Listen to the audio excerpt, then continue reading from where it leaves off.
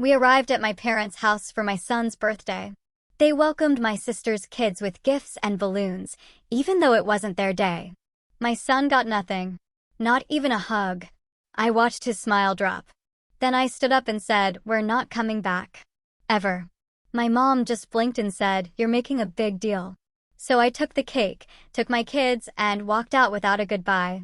That's when I knew everything was completely, irrevocably broken. My 7-year-old son, Ethan, looked up at me, eyes wide and brimming, and whispered, "Do I still get to blow out the candles?" The air in my parents' house, usually buzzing with family warmth, was thick and sweet with the smell of pink and purple princess balloons. We just walked in, Chloe, Mia, Ethan, and me, expecting the usual chaos of a birthday party. Instead, I saw a huge glittery banner for Ava's daughter. Mia hummed off-key next to Chloe clutching the dinosaur cake, and Ethan's little hand tightened in mine. My heart, which had been swelling with his innocent joy all morning, suddenly felt like it was cracking. I'm Leo, 34, husband, dad of 2. I've always been the let-it-go type. Peace, not war. It's how I was raised, swallowing pride, avoiding questions, especially about my younger sister, Ava. She's 31 now, a single mom of 2, and somehow that grants her immunity from consequences. Wrecked a car at 17? So much stress. Blew student loan money on a trip to Mykonos? Needed to find herself. Meanwhile, I got grounded for an A in calculus. I honestly thought that once we were adults, things would even out. They didn't. Looking back, the warning signs were everywhere. Last Christmas, Mom forgot Ethan's name on his gift, handing him a generic dollar store board game while Ava's kids got a Nintendo Switch. At Easter, Ethan asked why the Easter Bunny skipped Grandma's house for him. Chloe gave me that look, but I wasn't ready to admit it. Not yet. This year, for Ethan's 7th birthday, I wanted it perfect. Our house felt tight, so my parents' big yard seemed ideal. I called ahead. Mom said, "Of course. Family is everything." Her words. I offered to bring everything: food, drinks, decorations. All I needed was the space. The morning of, Ethan was up at 6 a.m., practically vibrating, already in his dinosaur t-shirt. He packed his new toy cars, ready to show them off. "I bet Grandma made pancakes," he chirped, vibrating in the back seat. That pure, hopeful joy. I didn't know it could shatter so quickly. We pulled in early. Chloe had the cake on her lap. Mia was humming. I remember feeling good. Truly good. That warm, bubbly happiness you get from seeing your kid genuinely excited. That was the last time I felt it that day. Inside, the pink and purple streamers, the princess balloons, the glittery banner with Ava's daughter's name on it. It was like I was seeing things. Then Ava walked in, beaming. "Oh, good, you're here early. We figured we'd just do a little combo celebration. 2 birds, 1 stone, right? Combo celebration?" Her daughter's birthday was 3 weeks ago. Ethan's was today. Today. Before I could speak, Mom swooped in from the kitchen, 2 huge gift bags in hand for Ava's kids. One shrieked, tearing into a Barbie dream house. My heart dropped. Ethan just stood there, clutching his toy cars. My mom looked right at him. Didn't say a word. No hug. No happy birthday. It was like he wasn't even there. "Mom," I forced a smile, trying to keep my voice even. "Did you forget today's Ethan's birthday?" She blinked, as if I'd asked about the weather. Of course not. But Ava's had such a hard week. We thought it'd be nice for her little ones to feel special too. They don't get as much attention lately, you know how it is. I didn't. I really didn't. How do you host a party for one kid and ignore the one whose actual birthday it is? I glanced at Chloe, clutching the cake box, her mouth a tight line, fire in her eyes. Ethan was quiet. Too quiet. Staring at his feet, like if he stood still enough, he might disappear. I knelt. "Hey, bud. You okay?" He nodded, barely. Then came the whisper. "Do I still get to blow out the candles?" I stood, looking around. No decorations for him. No presents, no candles, no party chairs. This wasn't a combo celebration. It was Ava's party again. And my son, on his 7th birthday, was invisible. I tried, desperately, to hold it together. "Did you get Ethan anything?" I asked Mom, voice low, not angry yet, Just desperate. She waved her hand dismissively. We figured we'd do his next time. It's just a birthday. He's a boy. He won't remember this stuff. Something inside me cracked. I looked at Ethan.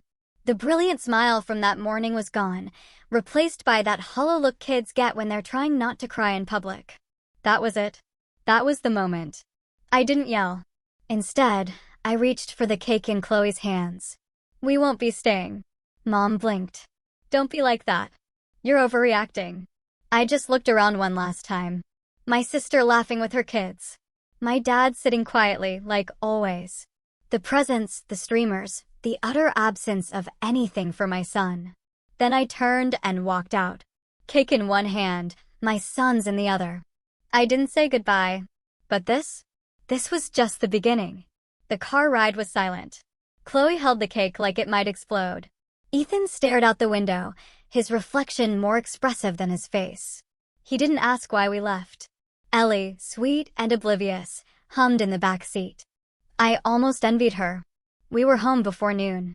The dinosaur balloons I'd ordered were still tied to the banister. The Happy 7th Ethan banners still hung. The table was set with themed plates, figurines lined up. The goodie bags sat untouched. I felt like I owed Ethan an explanation. I'm sorry, buddy, I said. I know that wasn't what we planned. He nodded. It's okay, he mumbled. Maybe they just forgot. Chloe crouched beside him, her voice soft but firm. Hey, listen to me. They didn't forget. They chose not to. And that's not okay. Ethan looked up, a question that tore me apart. But they love me, right? We tried to salvage the day. 2 school friends came over with cupcakes and Nerf guns. We lit the candles, sang, played Pin the Tail on the T-Rex. Slowly, cautiously, his smile crept back. That night, after tucking him in, Chloe closed the living room door. We're done with them, she said. I didn't argue. A small part of me still hoped it was a misunderstanding. I lied to myself. Then the text started. Ava the next day, hey, what was that yesterday? Mom's really upset. My reply, you hijacked my son's birthday. Ava, no one hijacked anything. We just thought it would be easier. Don't make a scene. It's not that deep. But it was that deep. It was final proof that everything we'd felt for years wasn't in our heads. Mom called the next night. Leo, I need to talk to you. I told her it wasn't a good time. It'll only take a minute. I just think you overreacted. Ava's been going through a lot. She always is, isn't she? I shot back. And Ethan? What's he going through, Mom? A pause. He's a child. He'll bounce back. He's not going to remember one birthday. Funny, I said, because I do. I still remember my 8th birthday when you canceled the party because Ava had the flu and you never rescheduled it. You said the same thing then, you'll bounce back. She went quiet. Leo, don't hold grudges. It's not healthy. I hung up. The distance from my parents started to ache. Then came the real blow. Ethan had his school's fall showcase. He'd built an epic papier-mâché volcano, worked on it every night with Chloe. Each kid could invite 4 guests. He picked us and his grandparents. Are you sure you want to invite them? I asked. He nodded. They'll come this time. I want to show them. I didn't have the heart to say no. Chloe even texted them. Mom replied, we'll see. He wore his best shirt, hair just right. At the showcase, he kept scanning the doors. I watched his smile slip, bit by bit. They didn't come. They didn't even text. That night, Ethan didn't eat. Maybe they forgot, he said. No, I knelt. They didn't forget. They chose not to come. And that's not your fault. His eyes shimmered. Do they not like me? That gut-wrenching sentence shattered my last illusions. I sat there, holding his hand, wondering how I'd let it come to this. How many times had I excused them, let things slide? Chloe didn't say, I told you so. She just sat next to me on the couch later, handing me a glass of wine. We didn't need to talk. Days later, the real betrayal. Chloe's friend, Brooke, called. Hey, you guys okay? I just heard something weird. Ava's throwing a huge party next weekend for her daughter at your in-laws' place. Chloe blinked. Wait, again. Yep. Bounce house, cotton candy, clown show, the works. Everyone's invited. Well, not everyone. Your name's not on the list. Chloe hung up, turned to me. They're doing it again. Another party after Noah's birthday? She nodded. And they didn't invite us. I checked Facebook. Sure enough, photos from the backyard. Our old backyard. Ava's daughter in a sparkly dress, gifts piled high. Mom smiling, holding cotton candy.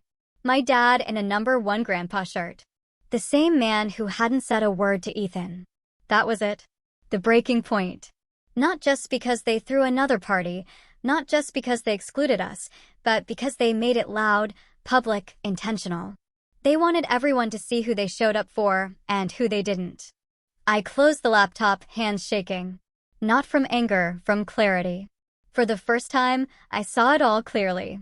Every quiet slight, every dismissal, every time I'd been told to let it go, while Ava got the world wrapped in pink. Chloe sat next to me. So, what now? I looked at her. My voice was calm. We're done pretending. She nodded. Good. But I wasn't done. They didn't just hurt me. They hurt my son. And I was going to make sure they never forgot it. I didn't call them right away. For the first time, I let the silence stretch. Not out of spite, but self-preservation.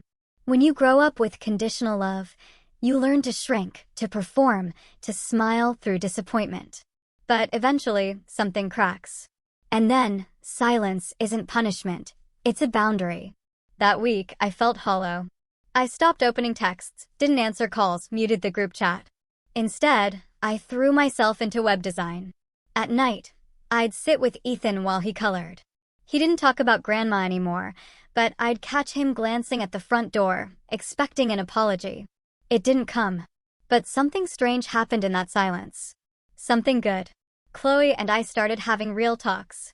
About boundaries, about family, about the parents we wanted to be. One night, I told her about when I was 13. Mom forgot to pick me up from soccer practice. It was raining. Everyone left, and I waited for 2 hours. She picked me up like it was nothing, said Ava needed help with a project. Chloe reached for my hand. You never told me that. Because back then, it didn't feel unusual. It just felt normal. That was the hardest part, realizing how much of my childhood I'd normalized, how many decades I'd spent trying to earn unconditional love. The fall wasn't dramatic. No screaming. Just distance. Heavy, invisible distance. Until Ava sent a message, so, you're just going to ghost the whole family now? My reply, not ghosting. Protecting my kid. Ava, from what? He's a child, not a victim of war. She always minimized. Me, he's a child. That's exactly why I'm protecting him. Ava, you're being dramatic and selfish. Mom says you're breaking her heart. Me, Mom broke his first. I stared at the screen. Ava never replied. She wasn't the point anymore. By now, I'd started journaling. Unfair moments, buried memories. At first, self-pity, then healing.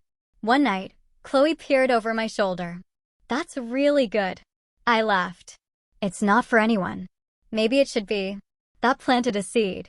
A few days later, I reworked an entry into a blog post. When grandparents aren't grand. No names, just my story. Within a week, 5,000 views. A month, 50,000. Messages poured in from strangers. Parents, adult children, therapists. You helped me realize it wasn't just me. I thought I was too sensitive. Your post made me feel human. This was the beginning of something I never saw coming. A small publisher reached out, liked my voice, asked about an essay collection on fatherhood and family dynamics. I'd already started. Chloe encouraged me every step. I worked early mornings, late nights. For the first time, I felt like I was building something that mattered to people like me. People told, you're overreacting, when their hearts were breaking. People who had to become parents to realize how badly they were parented. Amidst this, Ethan started changing. He joined an art club, bringing home sculptures, watercolors. One day, he painted a volcano, red and orange, with a flag that said, I did it anyway. I hung it on the fridge. One Saturday, he asked to bake cookies. Not for us, he said. For the neighbors. He wasn't just healing. He was thriving. We were. By the new school year, he was class ambassador. Mia started preschool, queen of the snack table. Chloe took a chance on her Etsy shop, selling handmade kids' party supplies. Bright spots, she called it. We hosted Thanksgiving that year, our first without my parents. Just us, Chloe's sister, a few friends. Warm food, loud music, real laughter. Ethan helped make mashed potatoes, declared himself a chef. During dessert, Chloe whispered, "Look at us." I looked, and for the first time in a long time, I didn't feel like something was missing. A few days later, a letter from Mom. On her thick floral stationery.